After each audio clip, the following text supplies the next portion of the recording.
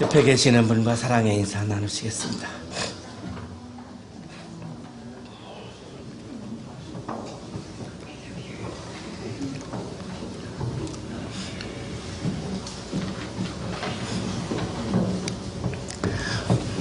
프랑스 실존주의 문학의 대표적인 작가 샤르트르는 그의 대표적인 작품이죠. 윗글로 닫힌 방, 직역하면 닫힌 문입니다. 노엑스트, 닫힌 문을 통해서 문이 없는 것, 문이 없는 현실, 출구가 없는 현실, 이 현실이 우리에게는 절망이요 지옥이라고 이야기를 합니다. 신문기자였던 가르생, 그리고 우체국 직원이었던 이네스, 부유한 마담 에스텔, 이 세 사람이 문이 없는, 창도 없는, 출구가 없는 객실에 들어오게 됩니다. 여러 가지 대화를 나누는데 이 세 사람이 공통적으로 느끼게 됩니다. 서로가 서로를 지켜보는 시선이 너무나 차가운 것입니다. 타자를 바라보는 그 시선이 세 사람 모두가 다 차가운 거죠. 왜냐하면 대화를 주고받으면서 생각이 나와 같지 않습니다. 모든 사람은 얼굴이 다른 것처럼 생각이 다 다를 수밖에 없습니다. 나하고 다르니까 내 마음이, 그 사람을 향한 마음이 차가워지는 거죠. 그래서 적대시하게 되는 거죠. 우리가 지금 살고 있는 사회가 바로 이런 사회이죠. 서로가 다른 생각이 서로가 존중되고 공존하고 공생하는 사회가 가장 아주 아름다운 사회인데, 우리는 나하고 생각이 다르면 적대시하죠. 눈빛이 차가워지죠. 이 세 사람이 공통적으로 그거를 경험합니다. 야, 이건 정말 형벌이구나. 여기가 바로 지옥이구나. 그래서 지옥이라고 하는 이야기를 하죠. 지옥은 타자가 지옥이야. 이런 이야기를 합니다. 우리는 사람들의 비난을 받으며 살죠. 타인들의 나를 바라보는 시선, 그리고 나를 판단하는 상황들을 우리가 들어보면 다 그것은 판단하고 규정하는 사람의 잣대이지, 그것이 객관적이고 보편적이라고 볼 수가 없죠. 우리는 저마다 다 나의 잣대가 있습니다. 나의 기준이 있습니다. 그렇기 때문에 나의 기준으로, 나의 잣대로 어떤 한 사람을 쉽게 우리가 판단하고 규정하는 것은 매우 위험합니다. 어제가 어린이날이었는데요. 어린이가 컵을 깬 걸 가지고, 그래, 너 컵을 깼구나. 이거는 팩트입니다. 넌 컵을 깼구나. 다음부터는 조심하면 좋겠다. 이거는 분명히 옳은 말입니다만, 컵을 깬 그 상황을 놓고 너는 틀렸어. 너는 나쁜 놈이야. 너는 살면 안 돼. 자, 이래버리면 하나의 현상을 가지고 전부를 다 규정을 해버리기 때문에 굉장한 오류를 범하게 되는 거죠. 그런데 우리가 말하고 판단하고 규정하는 내용들을 우리가 가만히 복기를 해보면 하나의 현상을 가지고 전체를 얘기할 때가 많음을 우리가 발견하게 됩니다. 이거를 가리켜서 샤르트르는 지옥이라고 이야기를 합니다. 닫힌 문, 문이 없는 이것이 절망이고 지옥이라고 얘기합니다. 가르생을 객실로 안내한 급사가 이렇게 이야기합니다. 단언하지만 그들은 세수 같은 거 생각도 못하는 거죠. 그러나 일단 안심을 하고 나면 바로 칫솔 얘기를 꺼내더군요. 아니, 제발 생각 좀 할 수 없습니까? 한번 물어봅시다. 도대체 왜 이를 닦겠다는 겁니까? 절망 가운데 있는데, 내가 지옥에 있는데 그 상황에서 이를 닦아서 뭐 하겠는가? 이를 닦을 필요도 없고 세수를 할 필요도 없다라는 이야기를 하는 거죠. 가르생이 세수하려고 그러고 칫솔을 찾으니까 급사가, 아니 여기 지옥에서 세수를 하면 뭐 할 거고 이빨을 닦아서 뭐 할 것입니까? 저는 살면서 굉장히 절망했던 시기가 있었습니다. 그때 정말로 저는 세수도 안 했고 이빨도 안 닦았습니다. 이빨을 닦아야 될 이유를 몰랐고 세수를 할 이유를 모르겠었습니다. 그래서 대학생 때인데 강의실에 세수도 안 하고 교수님 맨 앞에 앉아서 강의를 듣고 이빨도 안 닦고 냄새 풍기면서 강의를 듣고 일부러 아마 그랬던 기간이 있었습니다. 정말 저는 이거 공감이 되는 거예요. 내가 절망 가운데 있으면, 지옥에 있는데 이빨을 닦을 이유가 없고 세수를 할 이유가 없는 거죠. 차가운 정죄와 비난이 가득한 곳에서 문이 없으면 지옥이고 절망임을 샤르트르는 강조합니다. 에스텔이 이야기합니다. 뭐해요? 가르생, 난 갈 거야. 이네스, 멀리 못 갈 거예요. 문이 잠겨 있거든. 문이 잠겨 있는 상태, 문이 없는 상태가 우리의 절망이죠. 이런 고민을 하고 있는 우리들에게 오늘 예수님은 내가 문이라고, I am the door, 내가 문이라고 이렇게 말씀을 하십니다. 내가 진정으로 너에게 말한다. 양우리에 들어갈 때에 문으로 들어가지 아니하고 다른 데로 넘어 들어가는 사람은 도둑이요 강도이다. 그러나 문으로 들어가는 사람은 양들의 목자이다. 유대 지역은 굉장히 거칠고요. 돌이 많고요. 이렇게 막 차를 타고 가도 풀이 잘 보이지 않습니다. 그러니까 이 양들은 굉장히 방황을 많이 해야 되고 많이 돌아다녀야 되고 그러다가 정말 이렇게 가끔 풀을 발견하면 그 풀을 먹기 때문에 그렇게 돌아다니다가 길을 잃어버려서 방황하기도 하고 늑대를 만나서 늑대의 먹이가 되기도 합니다. 목자는 이러한 위험한 상황에서 이 양들을 지키고 보호하는 사람입니다.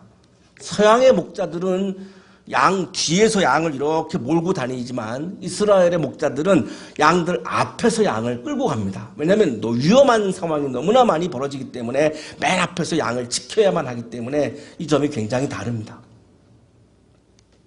밤이 되면 돌아갈 수가 없습니다. 너무나 멀리 왔기 때문에. 그러면은 그 벌판에다가 가설 우리를 만듭니다. 이 가설 우리라고 하는 것은 돌을 쌓아가지고 이렇게 담을 쌓고 위에다가는 가시덤불로 이렇게 지붕을 덮습니다. 문이 없습니다. 이 가설 우리에는 특징이 문이 없습니다. 막대기를 이렇게 일정한 높이로 이렇게 올려놓으면 양들이 이제 이렇게 들어가는 거죠.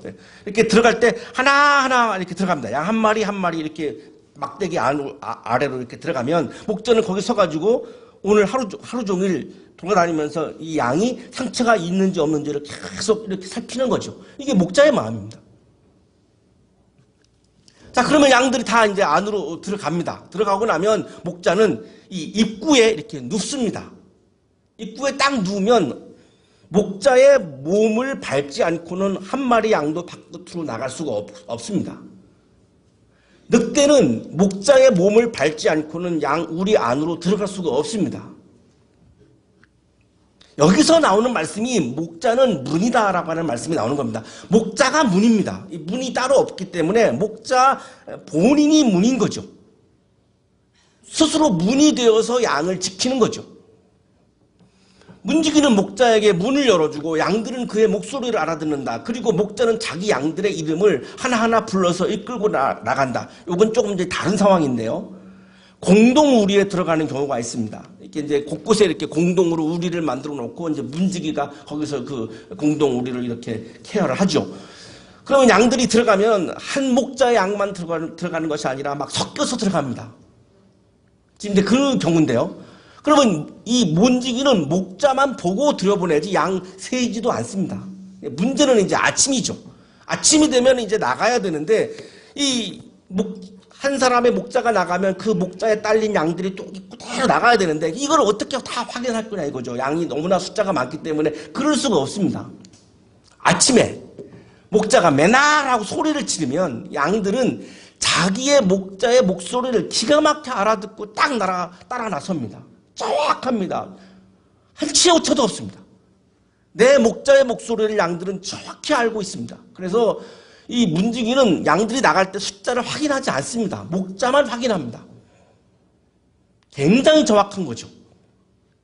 여기서 만약에 오류가 나오는 양은 이제 귀가 멀었거나 이제 병이 들었거나 이제 그런 경우이고 정상적인 상태에서는 조금도 한 번도 오류가 없다고 그럽니다. 문지기는 목자를 보고 문을 열어주는 거고요. 양들은 그 목자의 목소리를 듣는 거죠. 목소리를 따라서 들어가고 목소리를 따라서 나오고 목소리를 따라서 이동합니다. 목자의 목소리가 절대적으로 양들을 인도하는 그런 힘이죠. 양은 목자의 음성을 듣는 겁니다. 목자는 음성으로, 말씀으로, 소리로 양을 인도합니다. 무슨 물리력으로 하는 것이 아니라 소리, 말씀, 음성. 우리가 하나님의 음성, 하나님의 소리, 하나님의 말씀이 아니고는 하나님을 만날 수 없다. 우리가 누누이 우리가 말씀을 통해서 확인했습니다만, 자, 이 양들도 목자의 음성, 목자의 소리, 목자의 말씀으로만 목자를 따라갈 수 있습니다. 자기 양들을 다 불러낸 다음에 그는 앞서서 가고 앞서서 갑니다. 이스라엘에서는 목자들이 앞서서 갑니다. 양들은 그를 따라간다. 양들이 목자의 목소리를 알고 있기 때문이다. 양은 목자의 소리를 듣고 말씀을 듣고 목자를 따라가는 게 양이죠. 목자는 예수 그리스도고 우리는 양입니다. 자, 그러면 우리는 다 예수를 따르는 사람이죠. 어떻게 따릅니까? 예수의 말씀, 예수의 소리, 예수의 음성을 들으며 예수를 따라가는 거죠. 우리 모두는 다 양이에요. 저도 양이고 다 양이에요. 우리 중에는 목자가 없어요. 우리는 다 양입니다. 예수님의 소리를 듣고 예수님의 말씀을 듣고 예수님을 따라가는 양이지 우리가 목자가 될 수가 없어요. 그런데 양이 지팡이를 듣는 경우가 있습니다. 자기가 목자인으로 착각하고 양이 지팡이를 듣는 경우가 정말 이게 가슴 아픈 일이죠. 교회 안에서 내가 목자라고 생각해서 내가 지팡이를 듣는 것은 양이 지팡이를 듣는 거와 똑같은 거죠. 나를 따라오라라고 하는 말씀은 예수님만 할 수 있는 말씀이에요. 목자는 양을 인도하기 위해서 지팡이를 들어요. 그 양은 목자를 흉내내서도 안 되고 흉내낼 수도 없어요. 목자이신 예수 그리스도는 말씀을 통해서 양인 우리는 목자의 소리를, 목자의 음성을, 목자의 말씀을 듣고 따라가는 양인 거죠. 자, 여기서 누군가 한 사람이 내가 목자야 하고 나면 이제 교회는 깨지는 겁니다. 교회 건강함이 다 깨지는 거죠. 그 중에 제일 목자라고 착각하는 사람 중에 한 사람이 목사입니다. 목사도 양입니다. 목사가 어떻게 목자입니까? 예수님이 내가 목자라 그랬는데 어떻게 목사가 내가 목자라고 말할 수 있을까요? 이단이죠. 절대로 이거를 인정하지 않는 분들이 있습니다. 굉장한 거센 반발을 제가 받았던 적이 있습니다. 목사는 목자가 아니다. 목사는 양이다 라고 그랬더니 굉장히 반발을 제가 받았던 그런 경험이 있습니다. 자, 그런데 성경 말씀에 분명히 예수님만이 목자입니다. 양들은 결코 낯선 사람을 따라가지 않을 것이고 그에게서 달아날 것이다. 그것은 양들이 낯선 사람의 목소리를 알지 못하기 때문이다. 양들은 정확하게 다른 목자를 따라가지 않습니다. 다른 목자가 누군가요? 그 당시에 유대 종교 지도자들입니다. 자, 오늘날의 다른 목자가 누굴까요? 목회자, 장로, 교회 뭐 이런 것들이죠. 그건 목자가 아닙니다. 예수님만이 목자입니다. 예수께서 그들에게 이런 비유를 말씀했는데 알아듣지를 못했습니다. 알아듣지 못하니까 예수님이 또 반복하는 거죠. 내가 진정으로 너에게 말한다. 나는 양이 드나드는 문이다. 내가 문이다. 예수님이 문이다.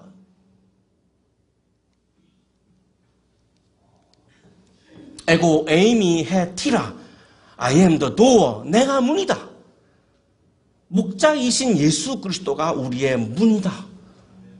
문이 없는 상태가 우리에게 절망이요, 문이 없는 상태가 우리에게 지옥인데, 다 예수님께서 내가 문이다 그러신 거죠. 내가 문이니 나에게 들어와라. 내 안으로 들어와라. 문인 나에게 들어오면 나를 통해서 하나님께로 가고 나를 통해서 하나님의 나라로 들어간다는 거죠. 그러나 예수님 외에 그 어떤 것도 하나님께로 가는 통로가 아니고 하나님 나라로 들어가는 통로가 아닌 겁니다.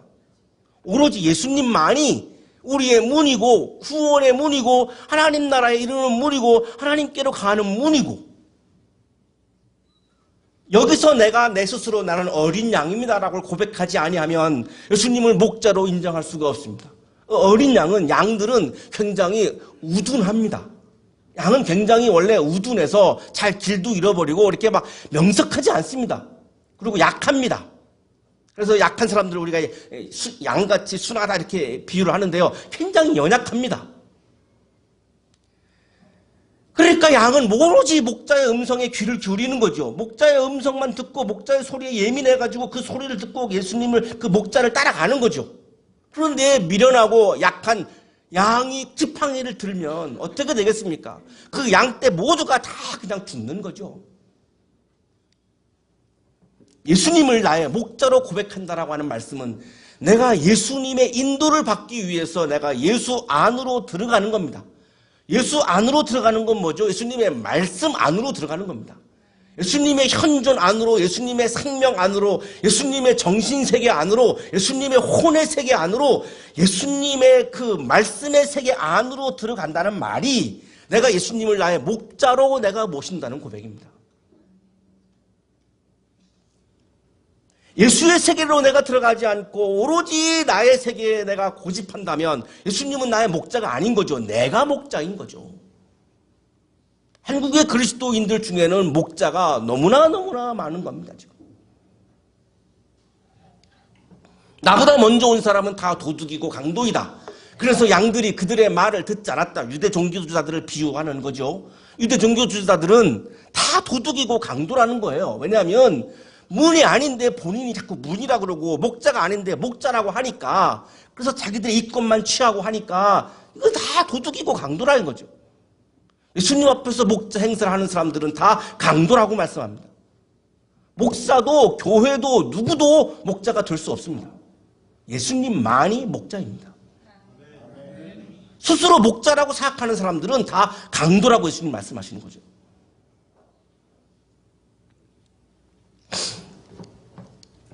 나는 그 문이다. 누구든지 나를 통하여 들어오면 구원을 얻고 드나들면서 꼴을 얻을 것이다. 나는 문인데 내 안으로 들어오면, 나에게 들어오면, 내 말씀 안으로 들어오면, 내 소리를 듣고 내 음성을 듣고 들어오면 거기에는 구원과 그리고 생명의 양식, 꼴이 있다 하는 거죠. 이게 바로 지옥과 절망으로부터 벗어나고 구원되어지는 상황인 거죠. 우리에게 문이 없는 상태가 절망이고 지옥인데 예수 그리스도라고 하는 문을 우리가 발견하고 예수님이라고 하는 문을 찾고 예수님의 문 안으로 우리가 들어가는 순간 거기에는 구원의 기쁨, 영생의 기쁨, 생명의 기쁨, 하나님 나라의 기쁨이 충만하다는 거죠. 예수님 안으로 들어가지 못하기 때문에 우리가 지옥에서, 절망 속에서, 문이 없는 상황에서 살고 있다는 거죠. 도둑은 다만 훔치고 죽이고 파괴하려고 오는 것뿐이다. 나는 양들이 생명을 얻고 더 넘치게 얻게 하려고 왔다. 도둑은 양을 해치려고 오는 거고, 목자는 양들에게 생명을 부여해 주기 위해서 존재한다는 거죠. 이거를 구분해야 한다는 거죠. 예수님은 문이죠. 하나님 나라로 들어가는 문입니다. 예수 안으로 들어가면 생명이 풍성하고 생명의 기쁨과 영생의 기쁨과 하나님 나라의 기쁨이 가득합니다. 이 기쁨으로 절망을 이겨내고 지옥의 고통을 이겨내는 것, 이것이 바로 믿음의 승리입니다.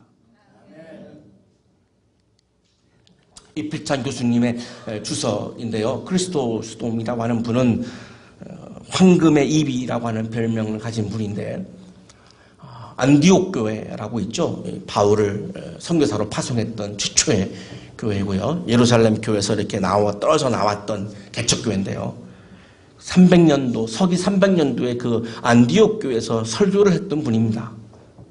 이분의 설교에 대한 그 문헌들이 굉장히 많이 남아있는데요. 정말 황금의 입이라고 그렇게 별칭을 붙일 정도로 굉장히 많은 사람들이 이분의 설교를 통해서 은혜를 받았다고 합니다. 이분이 요한복음 10장에 대해서 이렇게 이야기를 합니다. 크리스토스톰의 설명은 매우 적절하다. 그가 우리를 아버지로 이끄실 때 그는 자신을 문이라고 하신다. 그가 우리를 아버지로 이끄실 때 그는 자신을 문이라고 하신다. 예수님은 나의 문이 되셔서 나를 하나님께로 인도하시는 문이라는 말씀이죠. 그가 우리를 돌보실 때 그는 자신을 목자라고 하신다. 위험에 빠지지 않도록, 절망에 빠지지 않도록, 늑대의 밥이 되지 않도록 예수님은 우리를 돌보아 주시는데, 그때 예수님은 자신을 목자라고 말씀하신다. 문을 열고 기다리시는 예수님 안으로, 말씀 안으로 들어가셔서 나의 목자이신 예수님을 만나고 그 목자로부터 나에게 주어지는 구원의 기쁨, 하나님 나라의 기쁨을 우리가 충만히 누리고 절망과 지옥을 이겨내는 신앙의 승리를 하는 여러분의 삶이 되시기를 축복합니다. 주님은 우리의 문입니다. 주님은 우리의 목자입니다. 주님의 음성에 귀를 기울이며 주님의 말씀에 귀를 기울이며 주님 안으로 들어가게 해주시고 주님의 말씀 안으로 들어가서 하나님을 만나고 하나님의 나라를 경험하여 우리를 위협하는 절망과 지옥을 이겨내는 그리스도인으로 살도록 복내려 주옵소서. 예수 그리스도의 이름으로 기도하옵나이다.